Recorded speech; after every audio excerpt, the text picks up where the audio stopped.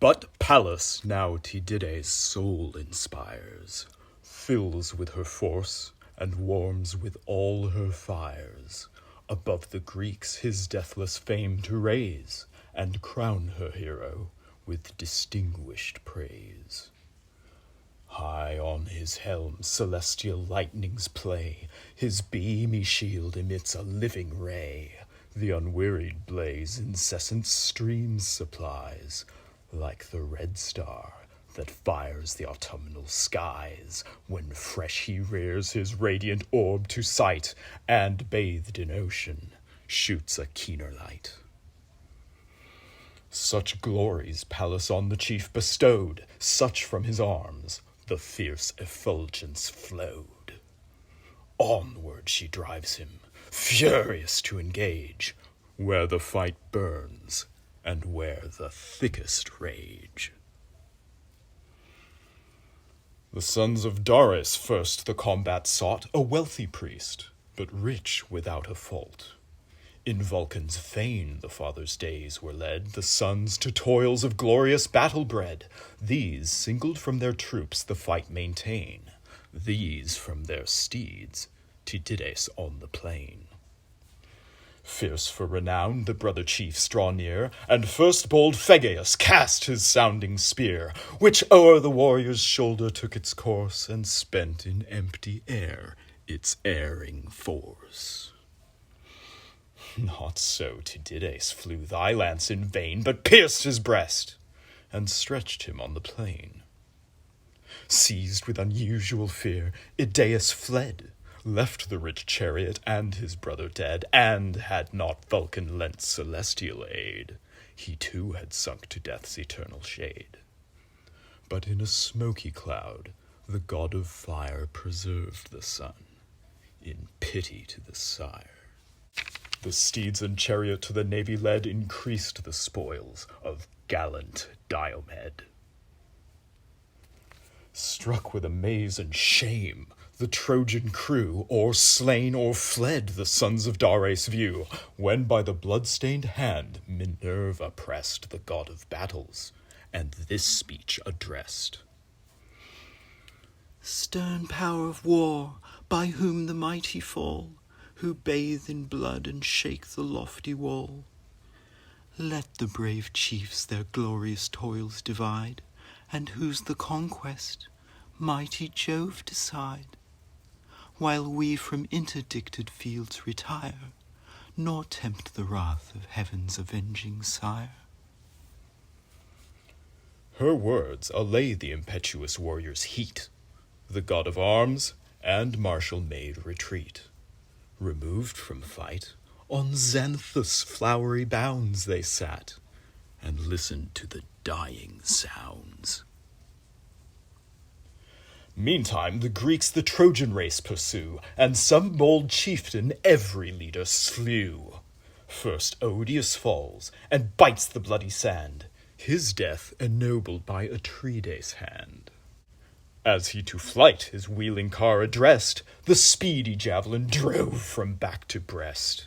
In dust the mighty Halizonian lay, his arms resound, the spirit wings its way.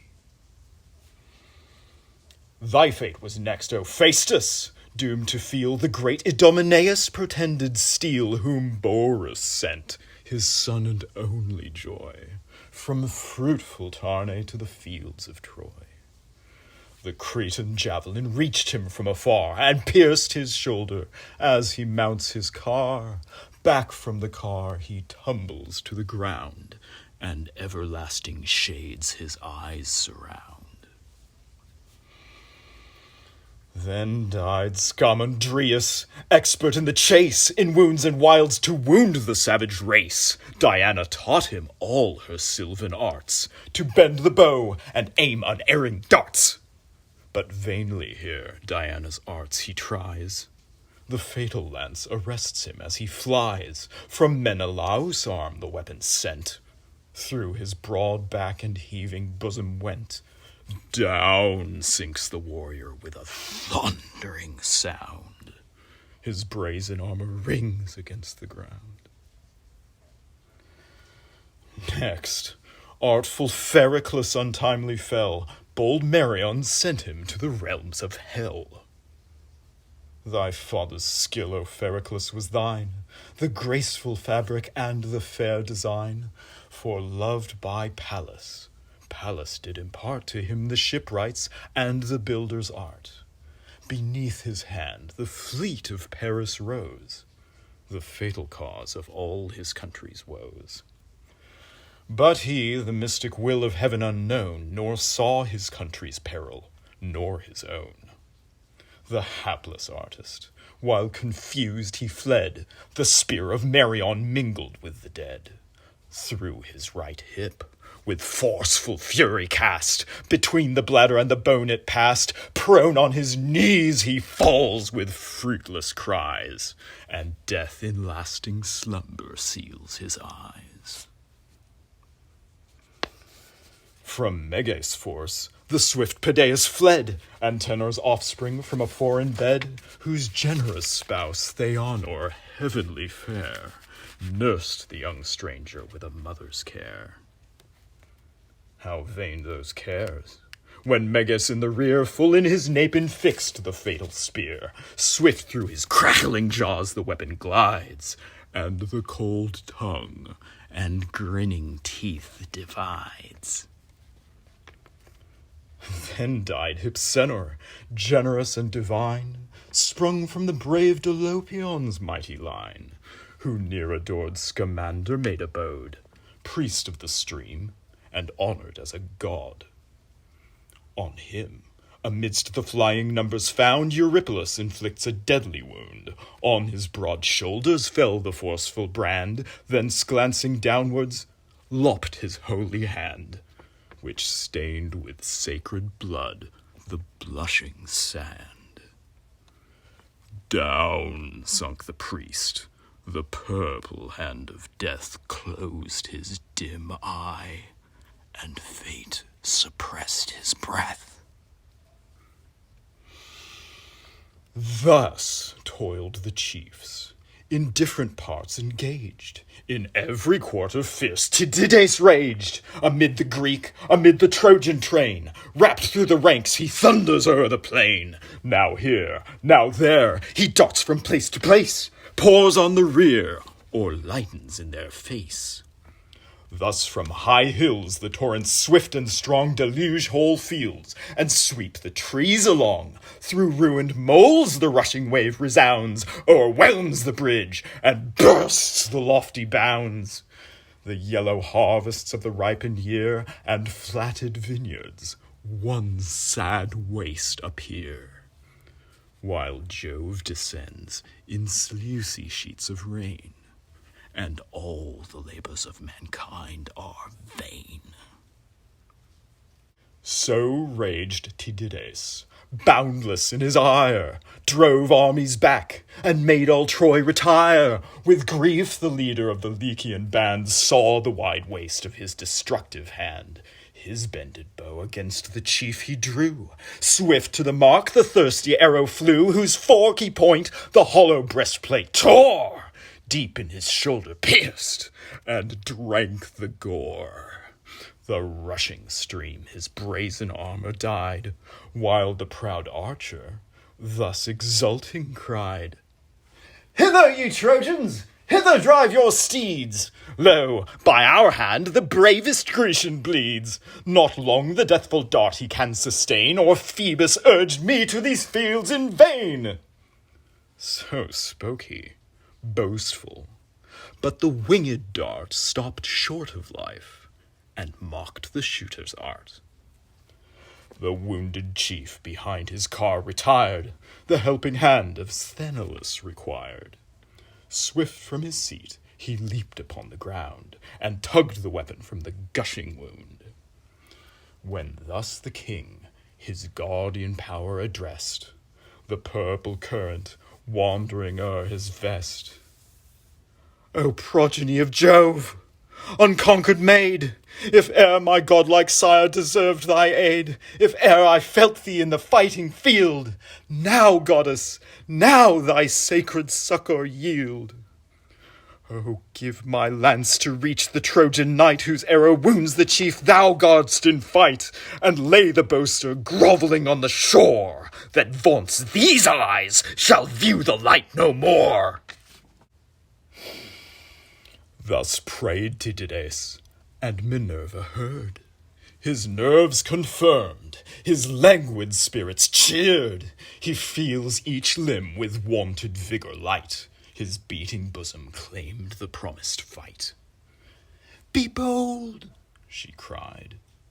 In every combat shine. War be thy province, thy protection mine. Rush to the fight, and every foe control.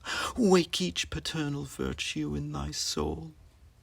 Strength swells thy boiling breast, infused by me, and all thy godlike father breathes in thee. Yet more, from mortal mists I purge thy eyes, and set to view the warring deities. These see thou shun, through all the embattled plain, nor rashly strive where human force is vain. If Venus mingle in the martial band, her shalt thou wound, so Pallas gives command. With that, the blue-eyed virgin winged her flight. The hero rushed impetuous to the fight. With tenfold ardor now invades the plain, wild with delay, and more enraged by pain. As on the fleecy flocks when hunger calls, amidst the field a brindled lion falls. If chance some shepherd with a distant dart the savage wound, he rouses at the smart. He foams, he roars, the shepherd dares not stay, but trembling leaves the scattering flocks a prey. Heaps fall on heaps. He bathes with blood the ground, then leaps victorious o'er the lofty mound. Not with less fury stern Tydides flew, and 2 brave leaders at an instant slew. Astinus breathless fell, and by his side his people's pastor, good Hippenor, died. Astinus' breast the deadly lance receives, Hippenor's shoulder his broad falchion cleaves. Those slain he left, and sprung with noble rage Abas and Polyidus to engage, sons of Eurydamas, who, wise and old, could fate foresee, and mystic dreams unfold. The youths returned not from the doubtful plain, and the sad father tried his arts in vain. No mystic dream could make their fates appear, though now determined by Tydides' spear. Young Xanthus next, and Thoon felt his rage, the joy and hope of Phaenop's feeble age. Vast was his wealth, and these the only heirs of all his labors, and a life of cares. Cold death o'ertakes them in their blooming years, and leaves the father unavailing tears. To strangers now descends his heapy store, the race forgotten, and the name no more. 2 sons of Priam in one chariot ride, glittering in arms and combat side by side, as when the lordly lion seeks his food where grazing heifers range the lonely wood, he leaps amidst them with a furious bound, bends their strong necks, and tears them to the ground. So from their seats the brother chiefs are torn, their steeds and chariot to the navy borne. With deep concern divine Aeneas viewed the foe prevailing, and his friends pursued. Through the thick storm of singing spears he flies, exploring Pandarus with careful eyes. At length he found Lycaon's mighty son, to whom the chief of Venus' race begun. Where, Pandarus, are all thy honours now? Thy winged arrows and unerring bow, thy matchless skill, thy yet unrivalled fame, and boasted glory of the Lycian name? O pierce that mortal! if we mortal call that wondrous force by which whole armies fall, or God incensed, who quits the distant skies to punish Troy for slighted sacrifice, which, O, avert from our unhappy state, for what's so dreadful as celestial hate? Whoe'er he be, propitiate Jove with prayer, if man destroy, if God entreat to spare. To him the Lycian: whom your eyes behold, if right I judge, is Diomed the bold. Such coursers whirl him o'er the dusty field, so towers his helmet, and so flames his shield. If 'tis a god, he wears that chief's disguise, or if that chief, some guardian of the skies involved in clouds, protects him in the fray, and turns unseen the frustrate dart away. I winged an arrow, which not idly fell. The stroke had fixed him to the gates of hell, and but some god, some angry god withstands, his fate was due to these unerring hands. Skilled in the bow, on foot I sought the war, nor joined swift horses to the rapid car. 10 polished chariots I possessed at home, and still they grace Lycaon's princely dome. There, veiled in spacious coverlets they stand, and twice 10 coursers wait their lord's command. The good old warrior bade me trust to these, when first for Troy I sailed the sacred seas, in fields aloft the whirling car to guide, and through the ranks of death triumphant ride. But vain with youth, and yet to thrift inclined, I heard his counsels with unheedful mind, and thought the steeds, your large supplies unknown, might fail of forage in the straitened town. So took my bow and pointed darts in hand, and left the chariots in my native land. Too late. O friend, my rashness I deplore. These shafts once fatal carry death no more. Tydeus and Atreus' sons their points had found, and undissembled gore pursued the wound. In vain they bleed. This unavailing bow serves not to slaughter, but provoke the foe. In evil hour these bended horns I strung, and seized the quiver where it idly hung. Cursed be the fate that sent me to the field without a warrior's arms, the spear and shield! If e'er with life I quit the Trojan plain, if e'er I see my spouse and sire again, this bow, unfaithful to my glorious aims, broke by my hand, shall feed the blazing flames. To whom the leader of the Dardan race: be calm, nor Phoebus' honored gift disgrace. The distant dart be praised, though here we need the rushing chariot and the bounding steed. Against yon hero let us bend our course, and hand to hand encounter force with force. Now mount my seat, and from the chariot's height observe my father's steeds, renowned in fight, practiced alike to turn, to stop, to chase, to dare the shock, or urge the rapid race. Secure with these, through fighting fields we go, or safe to Troy, if Jove assist the foe. Haste, seize the whip, and snatch the guiding rein. The warrior's fury let this arm sustain. Or, if to combat thy bold heart incline, take thou the spear, the chariot's care be mine.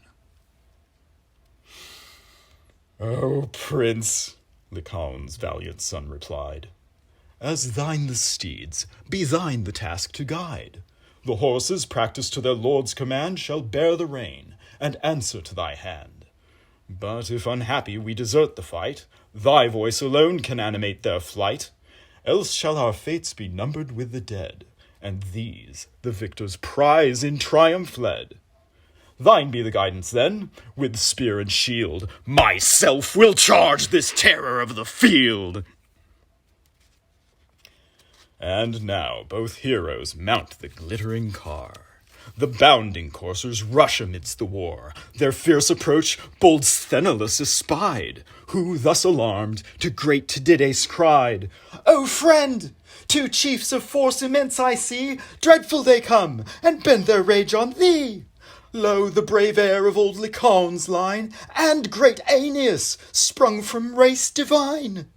Enough is given to fame, ascend thy car, and save a life, the bulwark of our war. At this, the hero cast a gloomy look, fixed on the chief with scorn, and thus he spoke. Me dost thou bid to shun the coming fight? Me wouldst thou move to base inglorious flight? No, 'tis not honest in my soul to fear, nor was Tydides born to tremble here. I hate the cumbrous chariot's slow advance, and the long distance of the flying lance. But while my nerves are strong, my force entire, thus front the foe, and emulate my sire.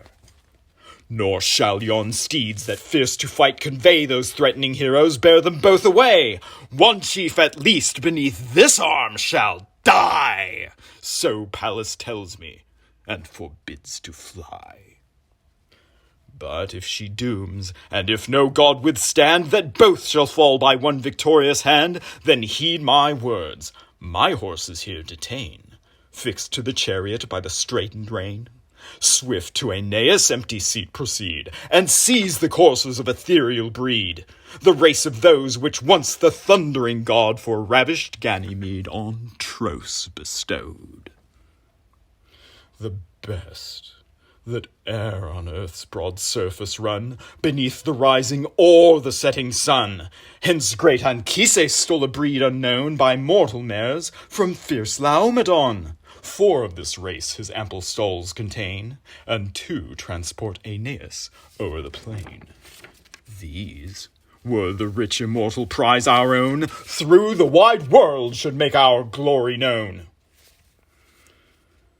Thus while they spoke, the foe came furious on, and stern Lycaon's warlike race begun. Prince, thou art met! Though late in vain assailed, the spear may enter where the arrow failed. He said, then shook the ponderous lance, and flung on his broad shield the sounding weapon rung, pierced the tough orb, and in his cuirass hung. He bleeds, the pride of Greece! The boaster cries. Our triumph now, the mighty warrior lies. Mistaken vaunter, Diomed replied. Thy dart has erred, and now my spear be tried. Ye escape not both. One headlong from his car, with hostile blood shall glut the god of war. He spoke, and rising hurled his forceful dart, which, driven by Pallas, pierced a vital part. Full in his face it entered, and betwixt the nose and eyeball the proud Lycian fixed. Crashed all his jaws, and cleft the tongue within, till the bright point looked out beneath the chin. Headlong he falls, his helmet knocks the ground, earth groans beneath him, and his arms resound. The starting coursers tremble with affright. The soul indignant seeks the realms of night. To guard his slaughtered friend, Aeneas flies, his spear extending where the carcass lies. Watchful he wheels, protects it every way, as the grim lion stalks around his prey. O'er the fallen trunk, his ample shield displayed, he hides the hero with his mighty shade, and threats aloud. The Greeks with longing eyes behold at distance, but forbear the prize. Then fierce Tydides stoops, and from the fields, heaved with vast force, a rocky fragment wields. Not 2 strong men the enormous weight could raise, such men as live in these degenerate days. He swung it round, and gathering strength to throw, discharged the ponderous ruin at the foe, where to the hip the inserted thigh unites. Full on the bone the pointed marble lights, Through both the tendons broke the rugged stone, and stripped the skin, and cracked the solid bone. Sunk on his knees, and staggering with his pains, his falling bulk his bended arms sustains. Lost in a dizzy mist the warrior lies, a sudden cloud comes swimming o'er his eyes. There the brave chief, who mighty numbers swayed, oppressed, had sunk to death's eternal shade. But heavenly Venus, mindful of the love she bore Anchises in the Idaean grove, his danger views with anguish and despair, and guards her offspring with a mother's care. About her much-loved son her arms she throws, her arms whose whiteness match the falling snows. Screened from the foe behind her shining veil, the swords wave harmless, and the javelins fail. Safe through the rushing horse, and feathered flight of sounding shafts, she bears him from the fight. Nor Sthenelus, with unassisting hands, remained unheedful of his lord's commands. His panting steeds, removed from out the war, he fixed with straightened traces to the car.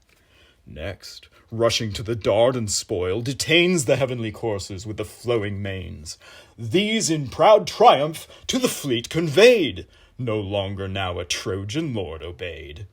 That charge to bold Deipylus he gave, whom most he loved, as brave men love the brave. Then mounting on his car resumed the rein, and followed where Tydides swept the plain.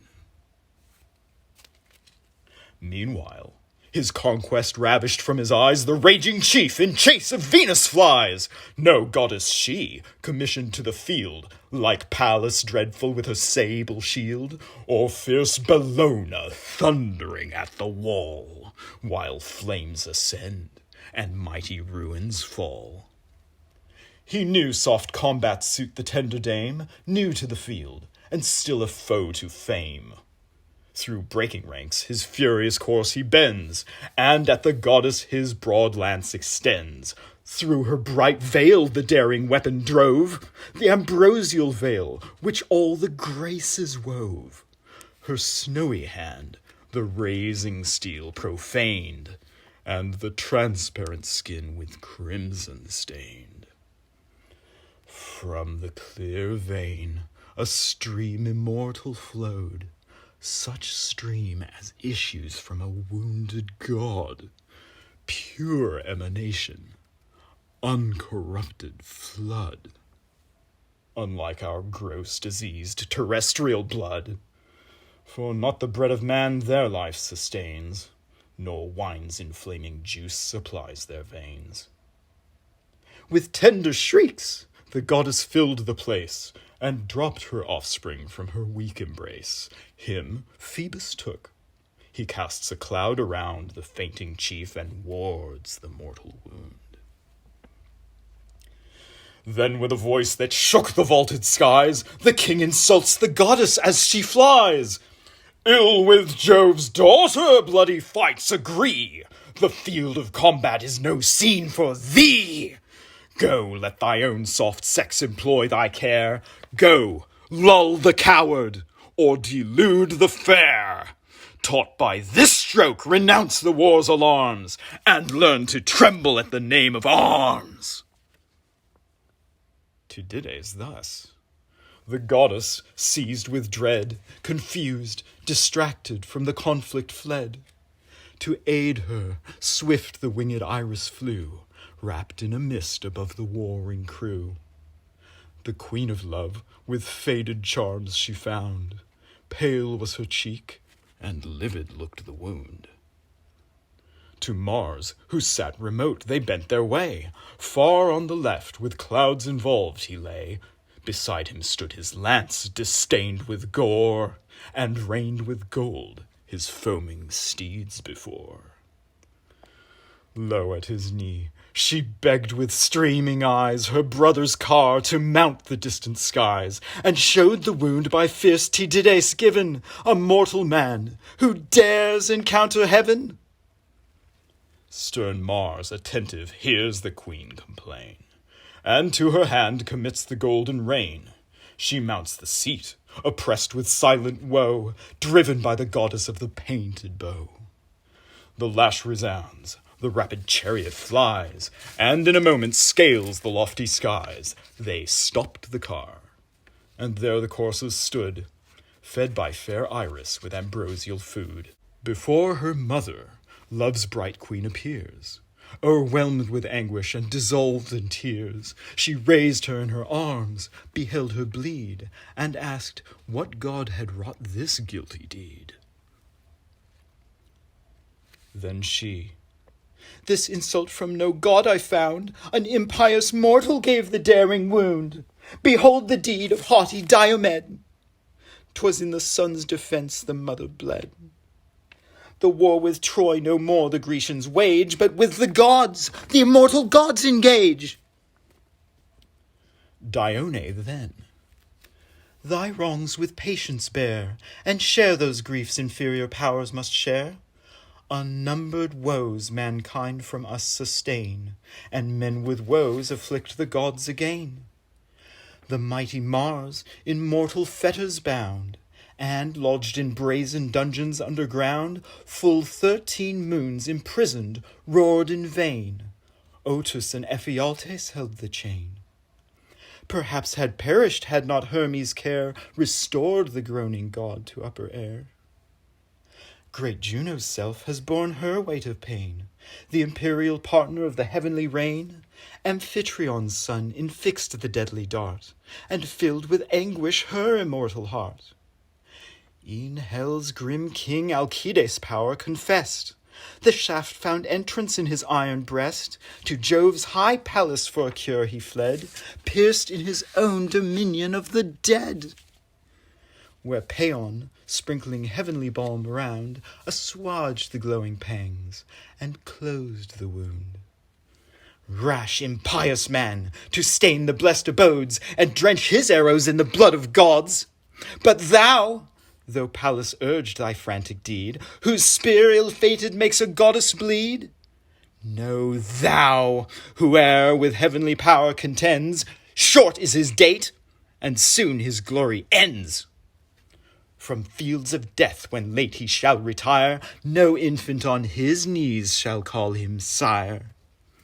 Strong as thou art, some god may yet be found to stretch thee pale and gasping on the ground. Thy distant wife, Aegiale the fair, starting from sleep with a distracted air, shall rouse thy slaves, and her lost lord deplore. The brave, the great, the glorious, now no more. This said, she wiped from Venus' wounded palm the sacred ichor, and infused the balm. Juno and Pallas with a smile surveyed, and thus to Jove began the blue-eyed maid. "Permit thy daughter, gracious Jove, to tell how this mischance the Cyprian queen befell. As late she tried with passion to inflame the tender bosom of a Grecian dame, allured the fair with moving thoughts of joy, to quit her country for some youth of Troy. The clasping zone, with golden buckles bound, raised her soft hand with this lamented wound. The sire of gods and men superior smiled, and, calling Venus, thus addressed his child. Not these, O daughter, are thy proper cares. Thee milder arts befit, and softer wars. Sweet smiles are thine, and kind endearing charms. To Mars and Pallas leave the deeds of arms. Thus they in heaven, while on the plain below the fierce Tydides charged his dardan foe, flushed with celestial blood pursued his way, and fearless dared the threatening god of day. Already in his hopes he saw him killed, though screened behind Apollo's mighty shield. Thrice rushing furious, at the chief he struck. His blazing buckler thrice Apollo shook. He tried the fourth, when breaking from the cloud, a more than mortal voice was heard aloud. O son of Tydeus, cease! Be wise, and see how vast the difference of the gods and thee. Distance immense between the powers that shine above, eternal, deathless, and divine, and mortal man, a wretch of humble birth, a short-lived reptile in the dust of earth. So spoke the god, who darts celestial fires. He dreads his fury, and some steps retires. Then Phoebus bore the chief of Venus' race to Troy's high fane, and to his holy place. Latona there, and Phoebe healed the wound, with vigor armed him, and with glory crowned. This done, the patron of the silver bow a phantom raised, the same in shape and show with great Aeneas, such the form he bore, and such in fight the radiant arms he wore. Around the spectre bloody wars are waged, and Greece and Troy with clashing shields engaged. Meantime on Ilion's tower Apollo stood, and, calling Mars, thus urged the raging god. Stern power of arms, by whom the mighty fall, who bathest in blood, and shakest the embattled wall, rise in thy wrath, to hell's abhorred abodes dispatch yon Greek, and vindicate the gods. First rosy Venus felt his brutal rage.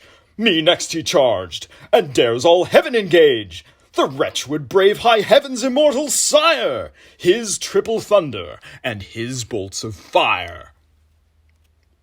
The god of battle issues on the plain, stirs all the ranks, and fires the Trojan train. In form like a Camus, the Thracian guide. Enraged to Troy's retiring chiefs he cried, How long, ye sons of Priam, will ye fly, and unrevenged see Priam's people die? Still unresisted shall the foe destroy, and stretch the slaughter to the gates of Troy. Lo, brave Aeneas sinks beneath his wound. Not godlike Hector, more in arms renowned. Haste all, and take the generous warrior's part, he said.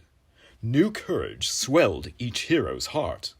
Sarpedon first his ardent soul expressed, and turned to Hector, these bold words addressed. Say, chief, is all thy ancient valor lost? Where are thy threats, and where thy glorious boast, that propped alone by Priam's race should stand Troy's sacred walls, nor need a foreign hand? Now thy country calls her wonted friends, and the proud vaunt in just derision ends. Remote they stand, while alien troops engage, like trembling hounds before the lion's rage. Far distant hence I held my wide command, where foaming Xanthus laves the Lycian land. With ample wealth the wish of mortals blessed, a beauteous wife, and infant at her breast. With those I left whatever dear could be. Greece, if she conquers, nothing wins from me. Yet first in fight my Lycian bands I cheer, and long to meet this mighty man ye fear, while Hector idle stands, nor bids the brave their wives, their infants, and their altars save. Haste, warrior, haste! Preserve thy threatened state, or one vast burst of all-involving fate full o'er your towers shall fall, and sweep away sons, sires, and wives, an undistinguished prey. Rouse all thy Trojans, urge thy aids to fight. These claim thy thoughts by day, thy watch by night. With force incessant the brave Greeks oppose. Such cares thy friends deserve, and such thy foes.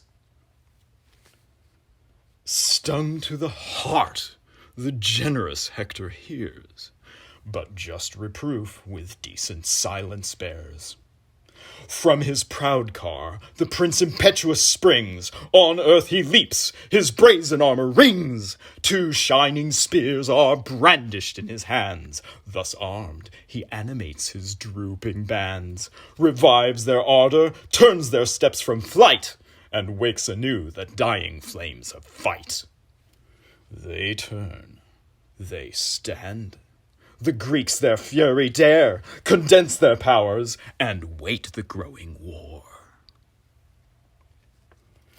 As when, on Care's sacred floor, the swain spreads the wide fan to clear the golden grain, and the light chaff, before the breeze is born, ascends in clouds from off the heapy corn.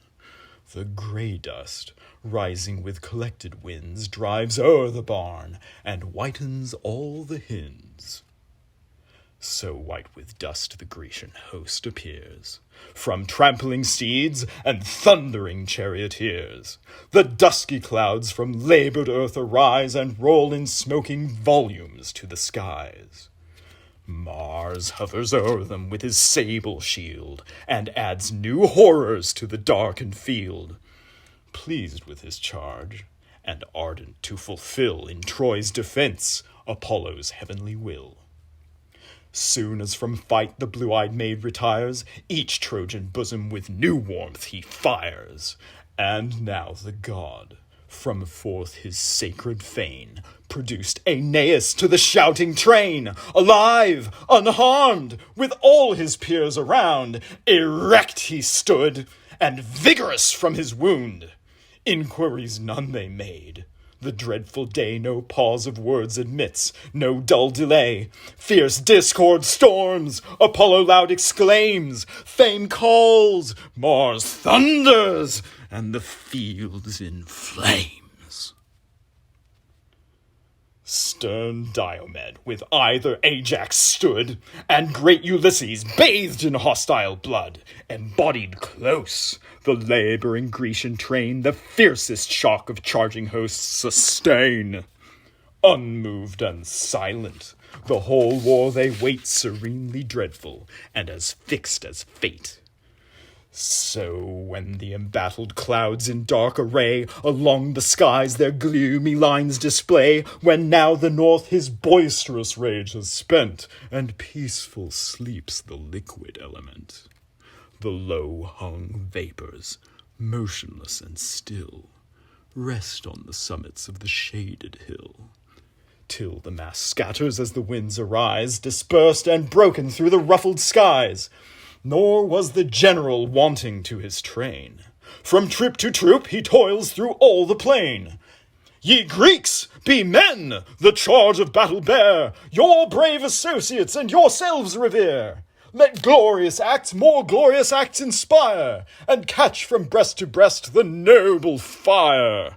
On valor's side the odds of combat lie. The brave live glorious, or lamented die.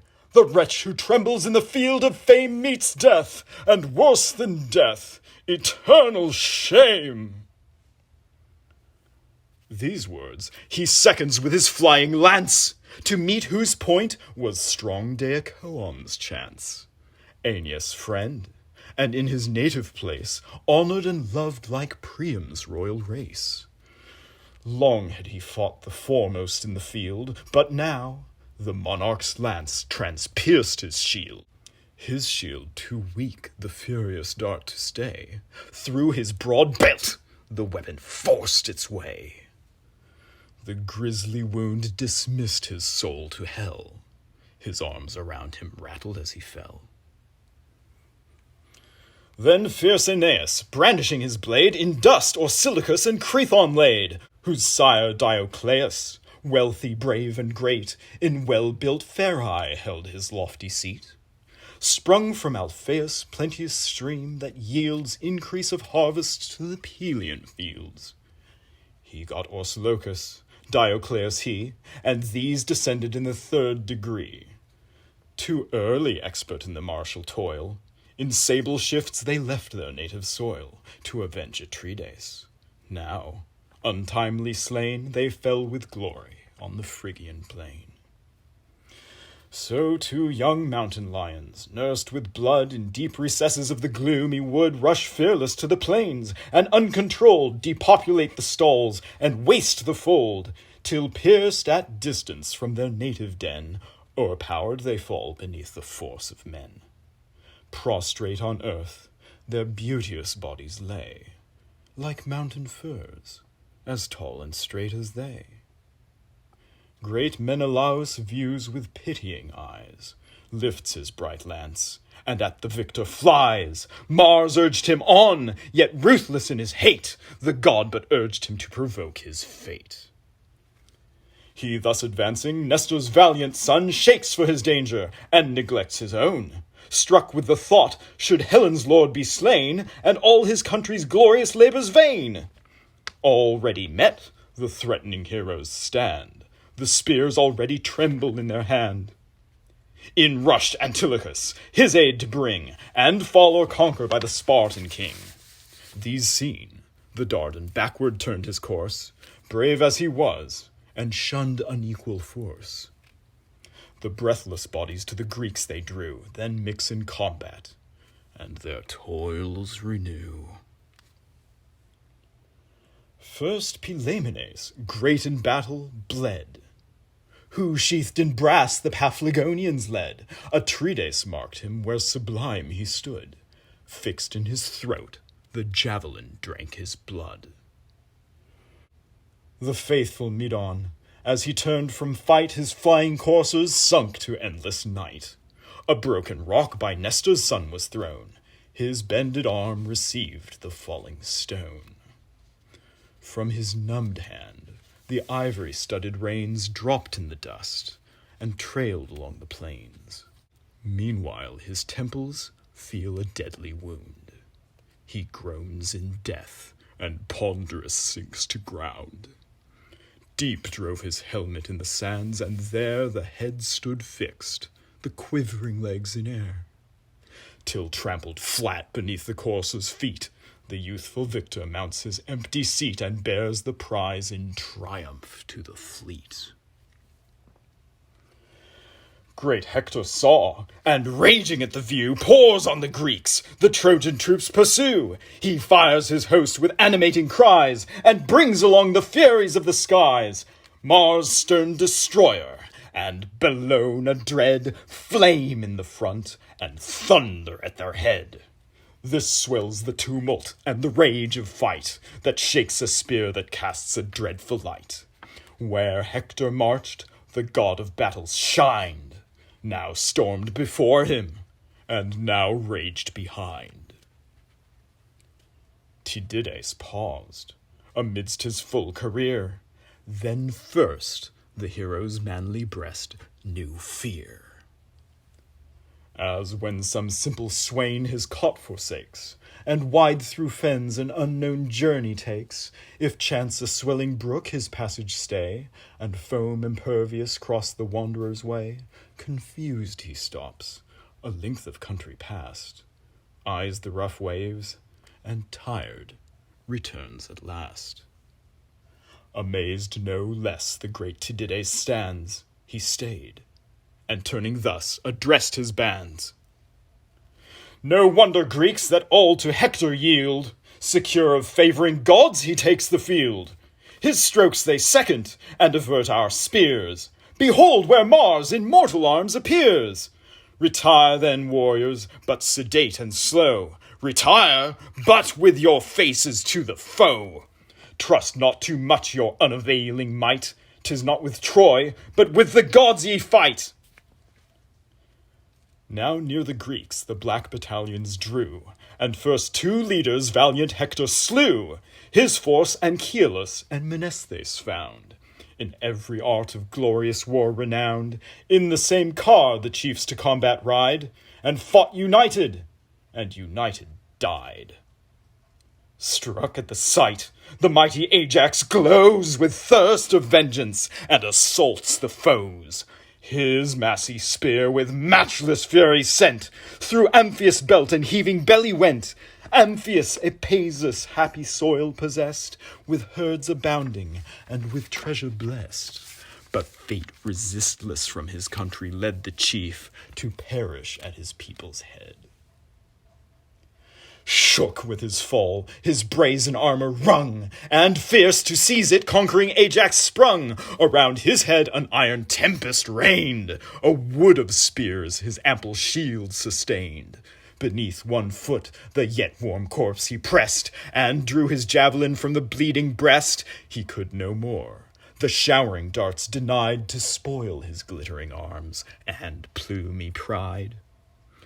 Now foes on foes came pouring on the fields, with bristling lances and compacted shields, till in the steely circle straightened round, forced he gives way, and sternly quits the ground.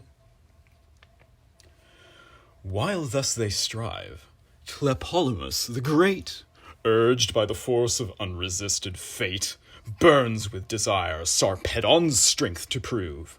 Alcides' offspring meets the son of Jove. Sheathed in bright arms, each adverse chief came on, Jove's great descendant and his greatest son. Prepared for combat, ere the lance he tossed, the daring Rhodian vents his haughty boast. What brings this Lycian counsellor so far? To tremble at our arms, not mix in war? Know thy vain self, nor let their flattery move, who style thee son of cloud-compelling Jove. How far unlike those chiefs of race divine, how vast the difference of their deeds and thine! Jove got such heroes as my sire, whose soul no fear could daunt, nor earth nor hell control. Troy felt his arm, and yon proud ramparts stand raised on the ruins of his vengeful hand. With 6 small ships and but a slender train, he left the town a wide deserted plain. But what art thou, who deedless look'st around, while unrevenged thy Lycians bite the ground? Small aid to Troy thy feeble force can be, but wert thou greater, thou must yield to me. Pierced by my spear, to endless darkness go! I make this present to the shades below. The son of Hercules, the Rhodian guide, thus haughty spoke. The Lycian king replied. Thy sire, O prince, o'erturned the Trojan state, whose perjured monarch well deserved his fate. Those heavenly steeds the hero sought so far, false he detained, the just reward of war. Nor so content the generous chief defied with base reproaches and unmanly pride. But you, unworthy the high race you boast, shall raise my glory when thy own is lost. Now meet thy fate, and by Sarpedon slain, add one more ghost to Pluto's gloomy reign. He said. Both javelins at an instant flew, both struck, both wounded, but Sarpedon's slew. Full in the boaster's neck the weapon stood, transfixed his throat, and drank the vital blood. The soul disdainful seeks the caves of night, and his sealed eyes forever lose the light. Yet not in vain, Tlepolemus, was thrown thy angry lance, which piercing to the bone Sarpedon's thigh had robbed the chief of breath. But Jove was present, and forbade the death. Borne from the conflict by his Lycian throng, the wounded hero dragged the lance along. His friends, each busied in his several part, through haste or danger had not drawn the dart. The Greeks with slain Tlepolemus retired, whose fall Ulysses viewed, with fury fired, doubtful if Jove's great son he should pursue, or pour his vengeance on the Lycian crew. But heaven and fate the first design withstand, nor this great death must grace Ulysses' hand. Minerva drives him on the Lycian train. Alastor, Cronius, Halius strewed the plain. Alcander, Prytanis, Noemon fell, and numbers more his sword had sent to hell, but Hector saw, and furious at the sight, rushed terrible amidst the ranks of fight. With joy Sarpedon viewed the wished relief, and faint, lamenting, thus implored the chief. Oh, suffer not the foe to bear away my helpless corpse, an unassisted prey. If I, unblessed, must see my son no more, my much-loved consort, and my native shore, yet let me die in Ilion's sacred wall. Troy, in whose cause I fell, shall mourn my fall. He said, nor Hector to the chief replies, but shakes his plume, and fierce to combat flies, swift as a whirlwind drives the scattering foes, and dyes the ground with purple as he goes. Beneath a beech, Jove's consecrated shade, his mournful friends divine Sarpedon laid. Brave Pelagon, his favourite chief, was nigh, who wrenched the javelin from his sinewy thigh. The fainting soul stood ready winged for flight, and o'er his eyeballs swam the shades of night. But Boreas, rising fresh with gentle breath, recalled his spirit from the gates of death. The generous Greeks recede with tardy pace, though Mars and Hector thunder in their face. None turn their backs to mean ignoble flight, slow they retreat, and even retreating fight. Who first, who last, by Mars and Hector's hand, stretched in their blood lay gasping on the sand. Tenthras the great, Orestes the renowned for managed steeds, and Trecus pressed the ground. Next Oenomaus and Enop's offspring died. Oresbius last fell groaning at their side. Oresbius, in his painted mitre gay, in fat Boeotia held his wealthy sway, where lakes surround low Hele's watery plain, a prince and people studious of their gain. The carnage Juno from the skies surveyed, and touched with grief, bespoke the blue-eyed maid. O sight accursed! Shall faithless Troy prevail? And shall our promise to our people fail? How vain the word to Menelaus given by Jove's great daughter and the queen of heaven, beneath his arms, that Priam's towers should fall, if warring gods forever guard the wall. Mars, red with slaughter, aids our hated foes. Haste! Let us arm, and force with force oppose! She spoke. Minerva burns to meet the war, and now heaven's empress calls her blazing car. At her command rush forth the steeds divine, rich with immortal gold their trappings shine.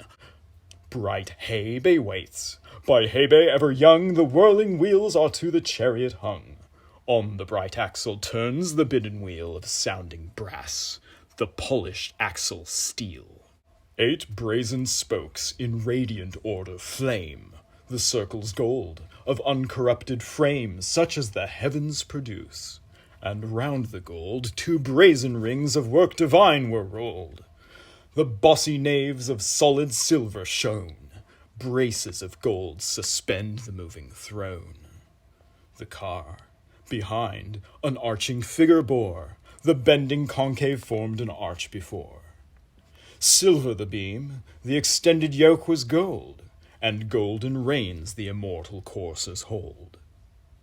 Herself, impatient, to the ready car the coursers joins, and breathes revenge and war. Pallas disrobes, her radiant veil untied, with flowers adorned, with art diversified, the laboured veil her heavenly fingers wove, flows on the pavement of the court of Jove. Now heaven's dread arms her mighty limbs invest, Jove's cuirass blazes on her ample breast, decked in sad triumph for the mournful field, o'er her broad shoulders hangs his horrid shield, dire, black, tremendous.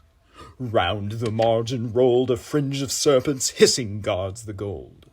Here all the terrors of grim war appear. Here rages force, here tremble flight and fear. Here stormed contention, and here fury frowned, and the dire orb portentous Gorgon crowned. The massy golden helm she next assumes, that dreadful nods with 4 o'ershading plumes. So vast, the broad circumference contains 100 armies on 100 plains. The goddess thus the imperial car ascends, Shook by her arm, the mighty javelin bends, ponderous and huge, that when her fury burns, proud tyrants humbles, and whole hosts o'erturns. Swift at the scourge the ethereal coursers fly, while the smooth chariot cuts the liquid sky. Heaven's gates spontaneous open to the powers, heaven's golden gates, kept by the winged hours.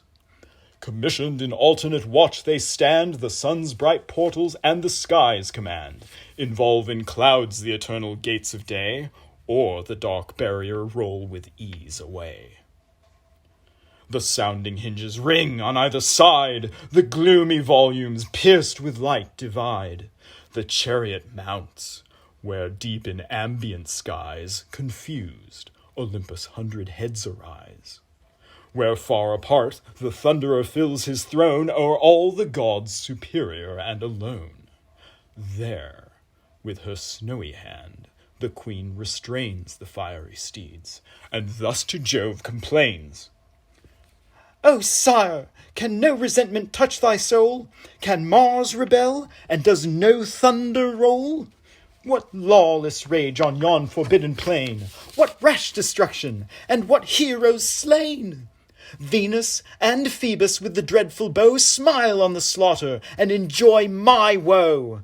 Mad, furious power, whose unrelenting mind no god can govern and no justice bind. Say, mighty father, shall we scourge this pride and drive from fight the impetuous homicide?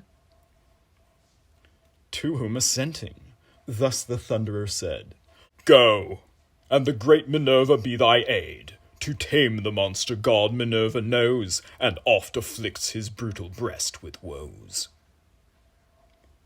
He said. Saturnia, ardent to obey, lashed her white steeds along the aerial way. Swift down the steep of heaven the chariot rolls, between the expanded earth and starry poles.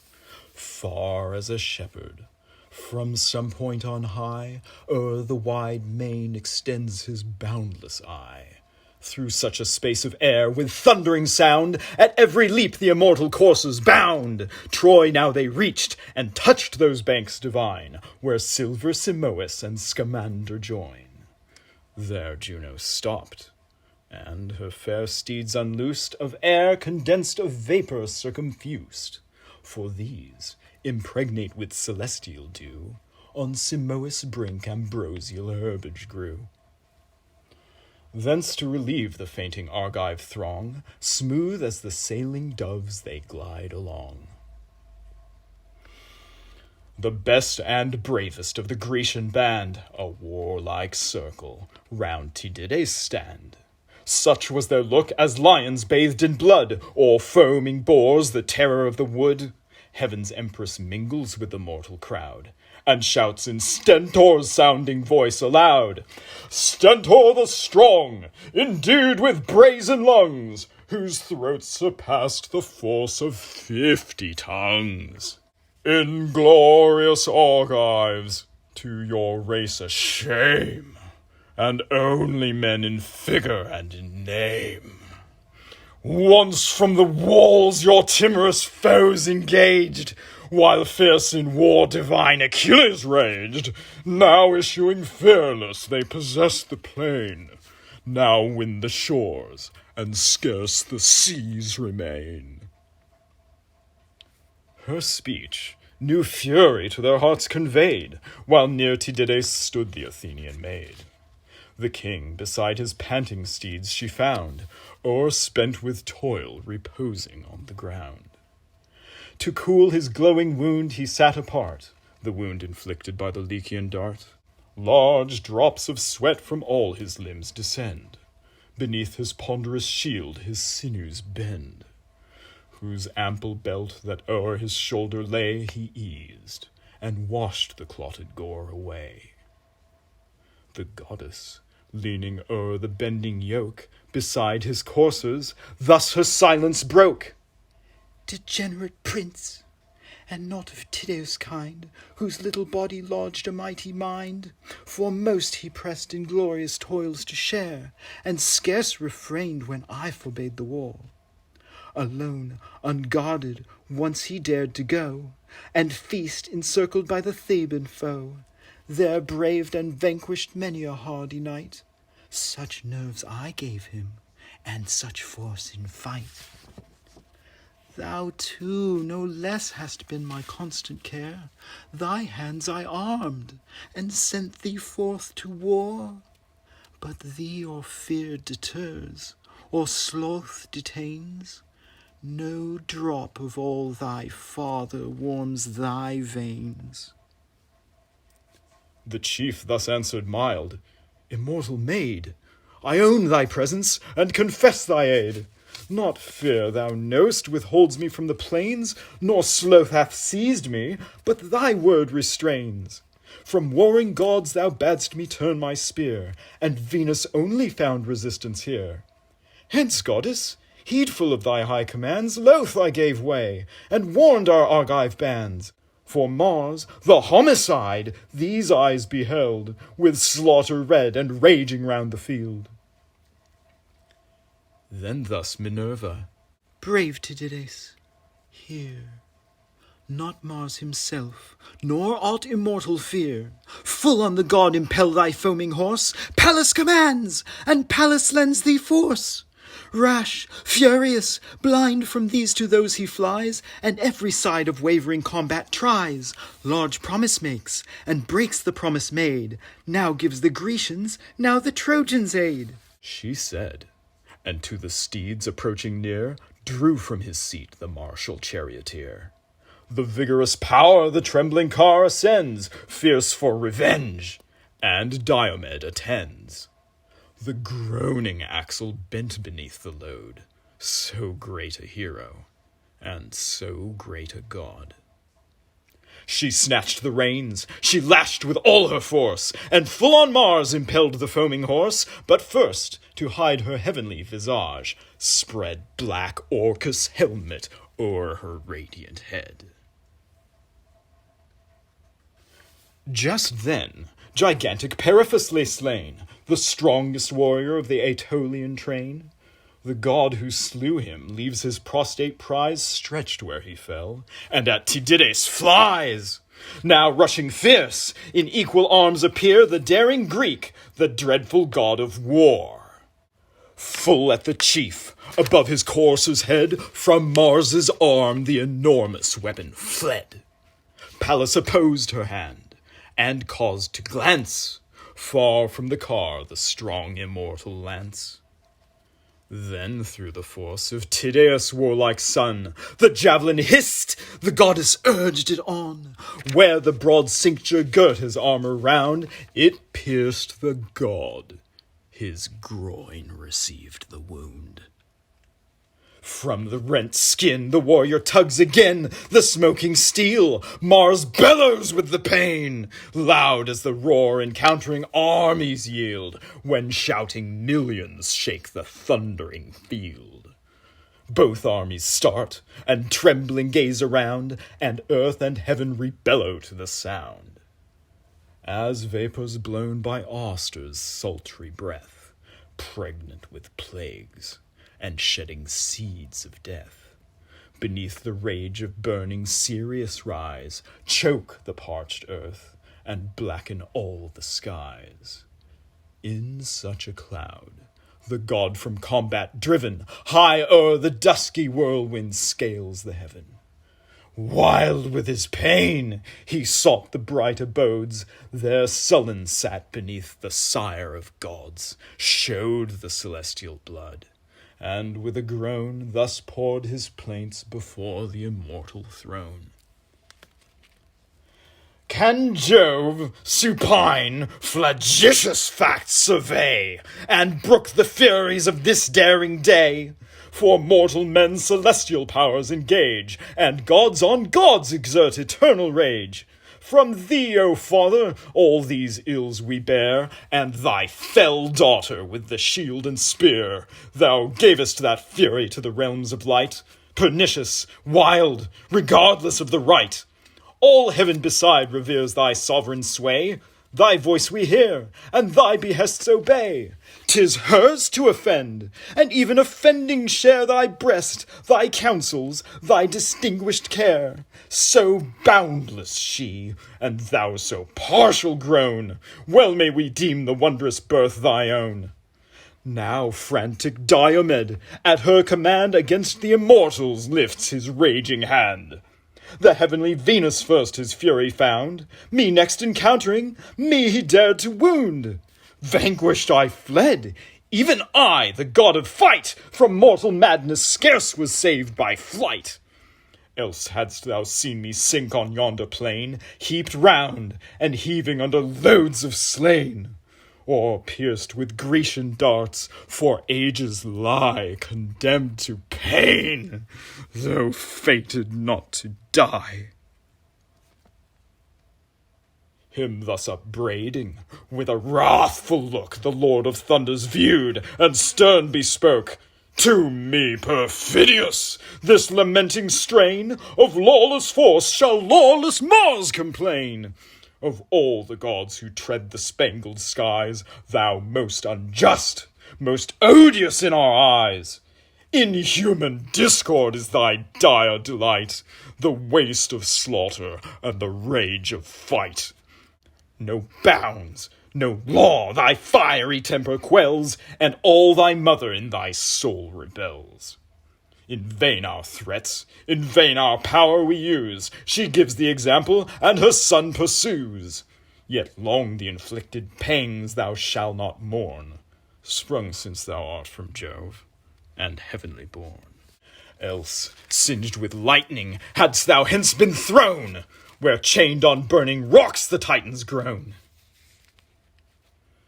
Thus he who shakes Olympus with his nod, then gave to Paeon's care the bleeding god.